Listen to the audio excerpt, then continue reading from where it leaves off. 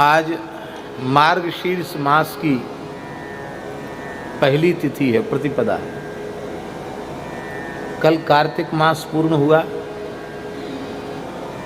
और आज से मार्गशीर्ष मास आरंभ हुआ। कार्तिक मास की भी महिमा है।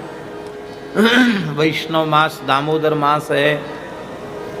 भक्ति रसामृत सिंधु में श्री रूप गोस्वामी जी महाराज ने 64 प्रकार की भक्ति का निरूपण किया। उसमें 64 प्रकार की भक्तियों में एक भक्ति माना ऊर्जाधरो विशेषण, कार्तिक मास का विशेष आदर। इसलिए आज भी गौड़ीय परंपरा के वैष्णवों में कार्तिक में नियम सेवा और कार्तिक में कल्पवास, ये सब की विशेष उनमें परंपरा आज भी है। कार्तिक का विशेष आदर। और ये जो महीना आरंभ हुआ है, ये तो साक्षात भगवान का स्वरूप ही है। श्रीमद् भगवद गीता में भगवान ने मासानाम मार्गशीर्षोहम ऋतूनाम कुसुमाकरः, मैं महीनों में मार्गशीर्ष मास हूँ।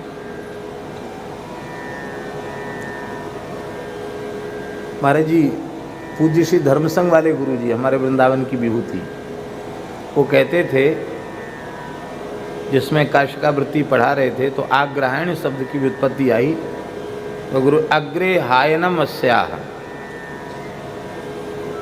कहते हैं कि किसी काल में वर्ष का शुभारंभ ही मार्गशीर्ष से होता था।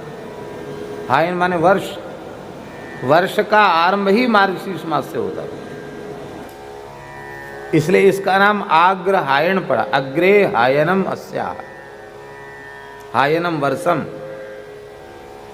कहते थे युधिष्ठिर के शासन काल तक मार्गशीर्ष मास से ही वर्ष का आरंभ होता चला आया। फिर विक्रमादित्य महाराज का जब राज्याभिषेक हुआ, तब चैत्र शुक्ल प्रतिपदा जो सृष्टि के आरंभ का दिवस है, सबने निश्चय किया तो उसको फिर तब से आरंभ हुआ। पहले मार्गशीर्ष मास से ही आरंभ। मार्गशीर्ष मास को भगवान ने अपनी विभूति कहा। और ब्रज की कुमारी कन्याओं ने इस महीने में ही श्री कृष्ण को पति रूप से पाने का अनुष्ठान किया। इसलिए सुखदेव जी आरंभ ही यहां से कर रहे हैं। हेमंते प्रथमे मासी नंद ब्रज कुमारिका चेरुर्हविष्यं भुञ्जाना कात्यायन्यर्चनं व्रतम्।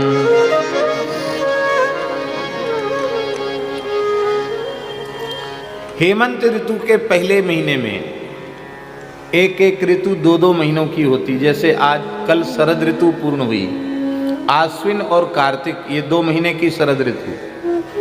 ठीक इसी प्रकार से शरद के बाद हेमंत ऋतु आती है। अगहन और पूष, इन 2 महीनों की हेमंत ऋतु। तो हेमंत ऋतु का पहला महीना, पहले महीने का अर्थ है अगहन मास। इसमें नंद ब्रज की कुमारिकाओं ने, जो 5-6 वर्ष की बालिकाएं थीं, कुमारिका थी, उन्होंने हविष्यासन करते हुए ब्रह्मवेला में यमुना स्नान पूर्वक भगवती कात्यायनी का पूजन किया। और कात्यायनी महामाये महायोगिन्यधीश्वरी नंद गोप सुतम देवी पतिम में कुरुते नमः, इस मंत्र का जप किया। और अगहन पूर्णिमा को ही भगवान ने चीरहरण लीला करके उनके मनोरथ की पूर्ति का वर उन्हें प्रदान किया। बिहारी जी का प्राकट्य भी इसी महीने में है। बिहार पंचमी, अगहन शुक्ल पंचमी।